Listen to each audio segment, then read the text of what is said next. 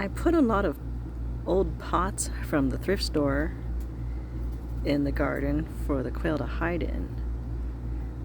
The other day I got an idea. I made pot tunnels, and they use them.